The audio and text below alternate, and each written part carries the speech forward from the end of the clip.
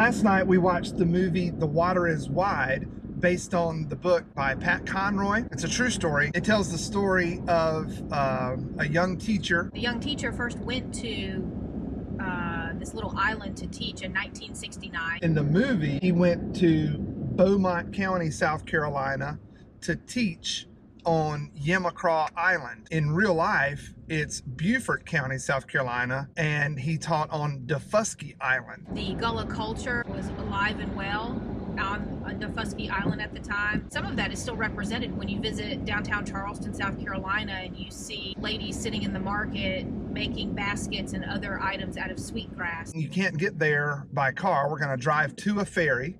The ferry is going to take us over. No vehicles on the island. It's kind of a rainy day and kind of chilly. We're going to go see what we can find from the movie. Maybe find the schoolhouse, some of the old homes. We're looking forward to seeing what we can see.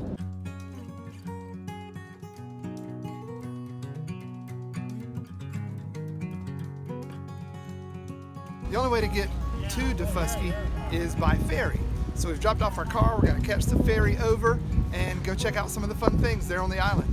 I slept all night on a big white ship. Seagulls were dancing all around. I woke up with a sunrise on the sea. Such a priceless gift to me. The salty breeze and the waves. The slow pace, the salty breeze and the waves. I'm at a right place.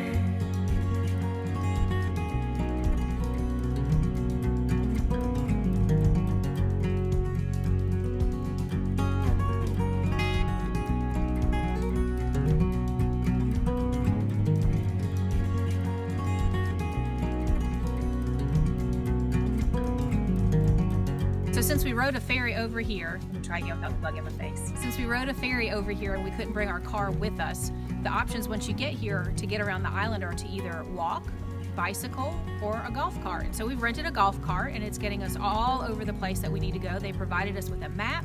And so we're just on this grand adventure, exploring and checking it out and finding all the historical sites that there are to see, and even catching lunch and some other fun things along the way. Yesterday we followed the road of the moon. We drove all day towards the coast. It remembered me the beauty of this life. Such a feeling to be alive. The salty breeze in my lungs. We're here at the Ironfish, and Chase Allen makes these beautiful artworks out of iron. And what else do I say? And he taught himself how to do it, and he started this gallery. Come check it out and even buy pieces of art here. That's good. Thanks, guys. The salty breeze and the waves. The slower pace. The salty breeze and the waves. I'm at a right place.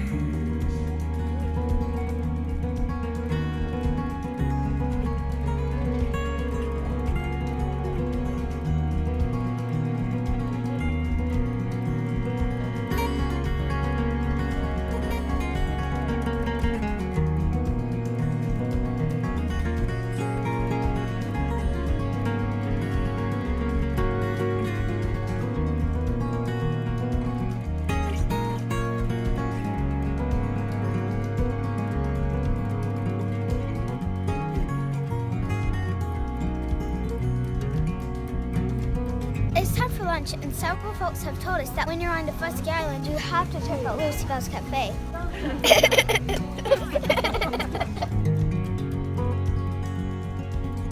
I want to live in an arbor town. Like to see the boats leaving at the break of dawn. I want to live in an arbor town, surrounded by the sea my art is free. The salty breeze and the waves. The slow pace. The salty breeze and the waves. I'm at the right place. We're standing here outside the Merrifield School, which is the historical location here on Daufuskie Island where Pat Conroy originally taught back in 1969. It was originally built as a two-room schoolhouse. The upper grades, grades 5 through 8, would have met in one room, and the lower grades would have been in the other room. Eventually, they added on a small kitchen and a restroom towards the back. It was actually a functioning schoolhouse up until the mid-90s when they just couldn't quite get the kitchen up to code, and so it's still owned by the local church that's just up the street from us, and it sat vacant from the mid-90s until just about 4 years ago when the current tenants moved in here. And the current location has a coffee house as well as a store with indigo where they dye things using indigo. So Leanne and I met about 8 years ago. She lived on the island 8 to 9 years ago, and I moved here with my husband about a year later. We built a vat on her porch and a vat on my porch, and that's what we did every weekend. Was we would play and teach ourselves and dye. We learned from a third-generation Daufuskian that there was wild indigo right here under our own nose. So this Sophie, is come the look. indigo plant, and this is what grew on Daufuskie Island during the colonial period. This is what the plant produces. It produces a dye. Now this is referred to as a cake or brick of indigo, and this is what South Carolina would have sent to Great Britain in the colonial period. It takes approximately 200 pounds of plant material to create 1 pound of indigo. We used the method of shibori. We simplified the process, and that's where we got our tie-dye. So when you remove your bind, you have your design. We moved into this building, which is the old schoolhouse. It's owned by the church about, I want to say maybe 4 or 5 years ago. The school was closed in the mid-90s, so it was sitting vacant. Tourists and people would come by and have a great interest in the building because of the history of it, because of Pat Conroy teaching here, but they couldn't come in and see it. So it was a very nice fit for everyone when we cleaned up the building, opened it up. You know, pre-COVID, people could come through, they could visit the coffee shop, you know, tour groups came through. We even have a woman who was one of Pat's students who does tours. She could bring her group actually into the school that she went to. So it was very sweet, very nice fit, and I'm anxious for us to get back to that. Well, I don't mind to slow down anymore. I don't mind the sound of my shoes on your floor. Don't mind selling out or playing cover song,